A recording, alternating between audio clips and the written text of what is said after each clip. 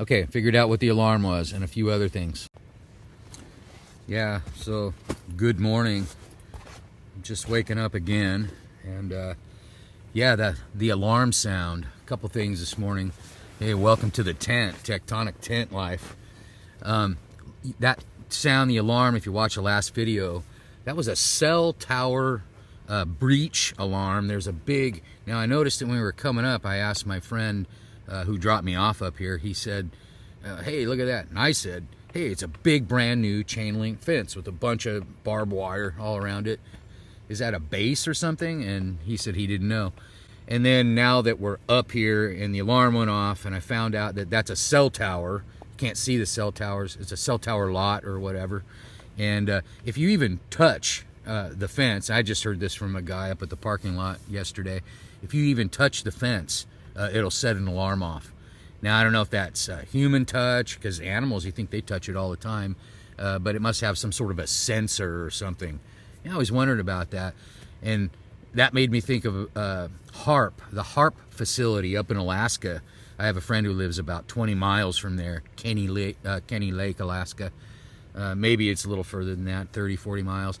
But he told me the same thing. He said that HAARP facility can actually, and this is true, they have sensors that can not sense animals. I mean, they can, I'm sure, but it's a human sensor. It senses human activity within a certain footage. And if I said how many feet, I'd be lying because I don't know. And he didn't either. But if you get close enough to this fence, then that radar, I don't know if it's the radar or the fence itself, is fired up with, it's not cameras. Now, that's something that's, because the thought there is, I think that if somebody sees a camera, then they're like, oh, then they know they're being watched. So they don't really power up cameras so much in these kind of facilities as much as human sensor. So that's a real thing. And another thing that's, it's true and it's becoming more known as we have drones now. And the drones have human pheromone sensory. So they can actually sense human pheromones within a certain radius of their travel. So I thought, man, that is really weird. But yeah, here we go, technology, man. I mean, it can take us as far as we want, but hey, I'm going to put in the description what HAARP is, H-A-R-P, in case you don't know what that is. And also a little something about human pheromone detection and all this kind of stuff. Help me out here because this is all kind of new to me.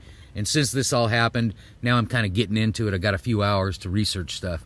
So let me know if you hear something. Put it in the comments if anything supports what I'm talking about. It's only in the human world, I guess, right? Yeah, really interesting. That was an alarm I couldn't figure out. I'm like, I know it's not a tsunami, and then finally after some research, the other thing that happened was yesterday I'm up here, or last night, and I started hearing a bunch of dogs, and I'm like, and I'm still hearing dogs that are on properties way in the distance, but I started hearing a bunch of dogs, like bloodhounds, and I'm like, what the heck? And there's nobody reported missing or anything. So, and they were getting closer, and I'm really not supposed to be camping right where I'm at. So I was, wondering what the heck is going on. Then I went up, I took a walk later after it kind of quieted down, and I could see through the trees, and I could see people loading up bloodhounds, and they train just across the way in this canyon. They train bloodhounds, search and rescue. So anyway, interesting. I mean, even without the gnomes and the ghosts and all that weird stuff, I mean, it's been kind of strange.